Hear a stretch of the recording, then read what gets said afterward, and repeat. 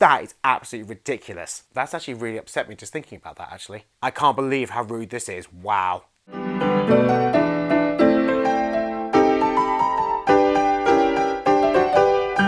Hello my beautiful Fabaret family, it's Richard here, mwah. I have to say something funny straight off, right? We were playing this game at work where everyone was asked what their stage names would be. And some people had to say, oh, I have to go off and think about that. But I was right in there. I know exactly what my stage name and my drag name will be. So stage name is Rayshard Allen. Hey, I think it's pretty cool. And my drag name would be Dickie Minaj. There we go, we've learned a little something. If you're new here, hello, welcome to the Fabaret family, my darlings. Mwah. Here on Fabaret, we love theatre, we love performance, we love music. So if that's what you love as well, why not press the subscribe button and join the Fabaret family? I'd love to have you with us. Little celebration, by the way, Fabaret on Twitter is now at 700 followers. Yay! As well as my YouTube vlog, darlings, I'm also on Facebook and TikTok at Fabaret, and Instagram and Twitter at @Fabaret_Richard. And if you do subscribe, my lovelies, make sure to comment below so I can give you a personal welcome to the Fabaret family. Mwah. Okay, let's get right into this. I've done a lot of theatre reviews the last few weeks. I've done the reviews of the shows I went to see at West End Live and reviewed the Diana musical. What's great about the Diana review, someone from Los Angeles, LA, watched that video and said, good job. I was like, hey, I'm in with the big LA kids. And they corrected my pronunciation. It's not La Jolla Playhouse, it's La Jolla Playhouse. So that's where Diana the musical was based before they did this Netflix version. So I'm very sorry to everyone that I said La Jolla Playhouse, it's La Jolla Playhouse. There we go, all sorted out. So I've done a lot of reviews. Today is a Theatre Thunder video. Now this is a special set of videos I do because, don't get me wrong, I love theatre. I mean, let me put it this way. I work full time in theatre. I spend all of my spare time either performing in theatre, going to watch theatre, or vlogging about theatre, or doing a musical theatre radio show. You can kind of get the gist of this kind of, yeah, I like theatre. But, you know, there are some things about theatre that do get on my grill a little bit, and we're going to talk about that today. Now, before we get into this, I just want to say what I'm going to be talking about is my opinion on the situation. I fully understand that everyone has their own opinion. If you want to comment below with your own opinion, that's fine, but let's keep it constructive. Don't be insulting or anything. So a particular subject has come up on Twitter that's kind of exploded and got loads of comments. And The Telegraph has done an article about it as well. It must be important if someone as big and grown up as The Telegraph is getting involved. Ew, The Telegraph, you.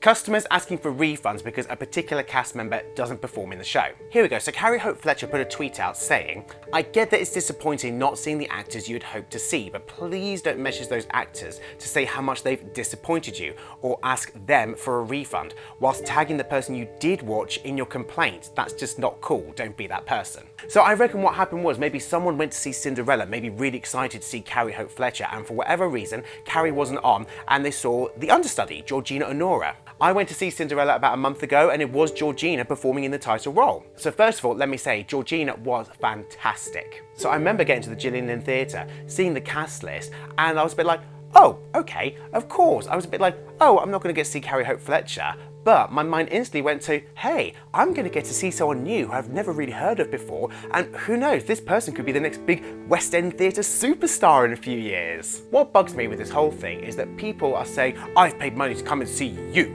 If you're not in it, I'm going to demand a refund. Here's the thing, my lovelies, I work on a theatre box office. You only really get a refund if the performance is cancelled. And that's just part of terms and conditions because you've booked to see the show. You haven't booked specifically to see Carrie Hope Fletcher in Cinderella. If you want to see Carrie Hope Fletcher for definite, then wait until she does like a one-woman concert or a one-woman show, that kind of thing. And then yes, of course, I would understand if it was a concert of Carrie Hope Fletcher and Carrie Hope Fletcher wasn't there, then yes, you could understand why there'd be a bit more logic about demanding a refund. But you've booked to see Cinderella, and guess what? Cinderella has hundreds of people working on it. It's not just one person, it's not just Carrie Hope Fletcher. And I do think, especially after the last year and a half of theatres pretty much all being closed, we need to be supportive of this industry to everyone working in it as possible. Swings, understudies, ensembles, they are the backbone of theatre, without a doubt. Now, I can see the point of view that if there's been a lot of marketing around a particular show with a person's name in it, and that person has been very much linked to the show, and if people like that person, then they're probably going to be more likely to book tickets to see that person. I get that it's an interesting way to get people to come and see a show who potentially might never been to a theatre before. But at the same time, you've booked to see that show. It's like when people who complain that, oh, they didn't get to meet their favourite cast member at the stage door afterwards. You haven't paid for a ticket and a meet and greet. You've paid for a ticket to see the show. The show that you've booked for is still happening, so you can't ask for a refund. I don't think I've ever demanded a refund from a show for me thinking it was really bad or because a star name wasn't in it, because at the end of the day, I'm still seeing the show that I booked for. Now, whatever your opinion is on this, I do think it's out of order for people to try and message members of the cast directly or slag off the people that they did see in the show publicly, because they're doing their job. And let's remember this, my Fab fam, the understudy is just as capable of doing the show, otherwise they wouldn't have got the role as the understudy. Do you really think that if Georgina or Nora didn't have the talent to go on as Cinderella, that they would happily let her go on stage? Of course not. She's just as fantastic. And who knows what could happen. In 5 years' time, Georgina could be her own West End leading lady or Broadway star, and I could be like, hey, I was there at one of Georgina's performances when she was doing Cinderella. Oh yeah. One argument that people have made is that, okay, but we travel really far and we pay lots of money for travel and extra expenses in hotels and dinners and everything to come on the basis that, you know, particular Carrie Hope Fletcher is going to be in a show or a particular star is going to be in a show.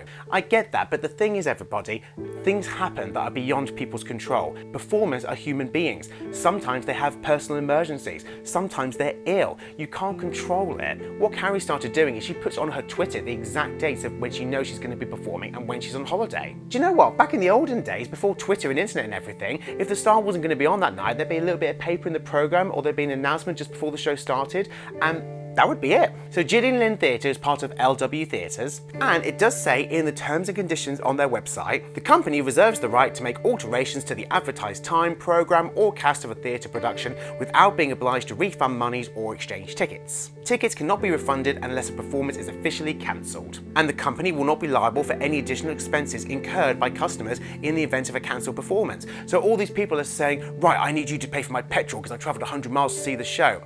No, it doesn't work like that. And that's even for cancelled performances, let alone just because they've had to recast someone. So this particular customer who complained directly to Carrie wrote, should get a percentage refund considering I took my wife to the matinee for her birthday specifically to see you perform. The understudy was good, but even more of a kick in the teeth that you decided to do the evening show. Frustrating to say the least. And Carrie basically replied back to him with the terms and conditions. Now, Carrie shouldn't have to do that. Carrie's got enough on her plate just being ready to perform for the shows. You know, that's why there's a box office. That's why there's people like me to handle all those ticketing issues so that the performers can focus on doing what they do best, which is give a great performance. Now, I remember I looked back through my programmes and I went to see Cats at the London Palladium in 2015. And this was a really lovely family outing. It was a really special time for us. And I've still got the programme for that production. Now, one of the big selling points of this particular production of Cats was that Nicole Scherzinger was going to be performing in the role of Grisabella. Me and my family have a great personal history with Cats, so we were just more excited to go and see the show.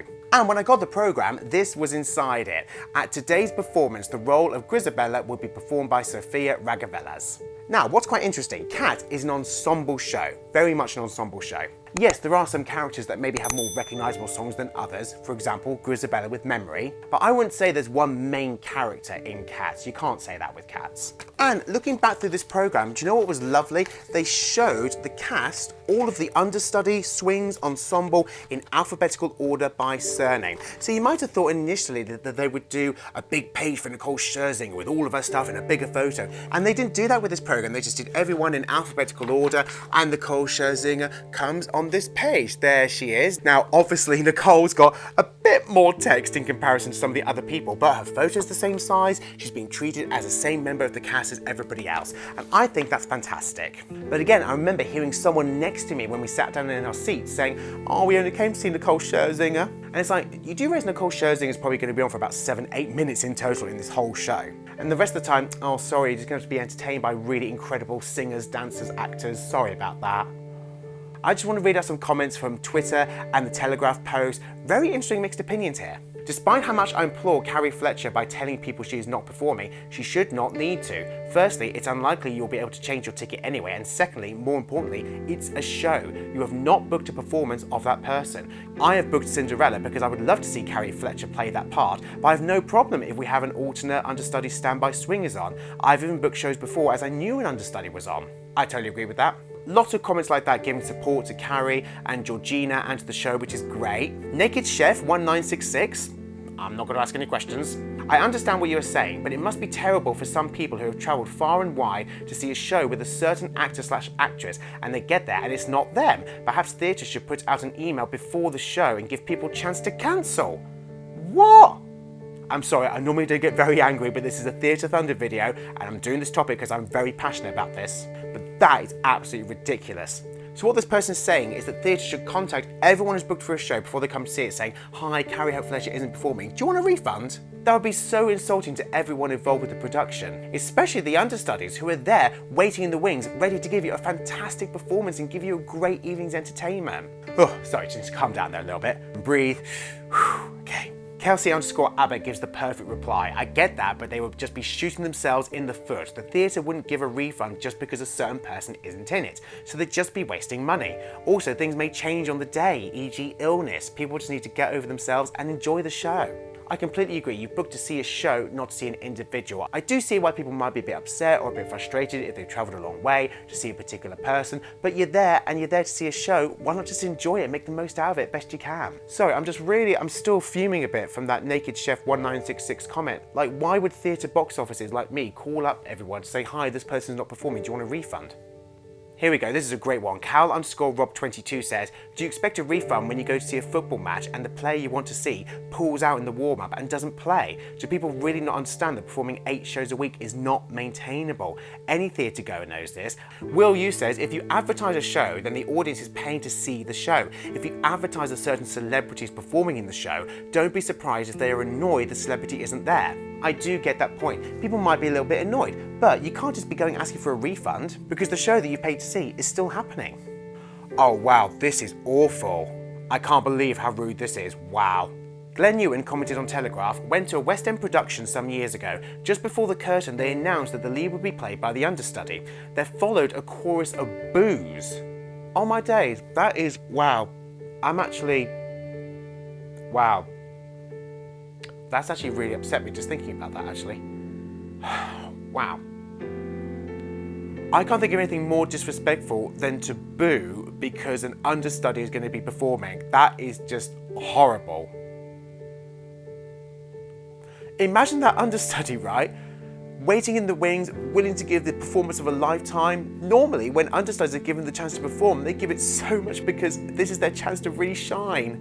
And can you imagine an announcement being made and then suddenly everyone booing you? Like, how awful, that would destroy you.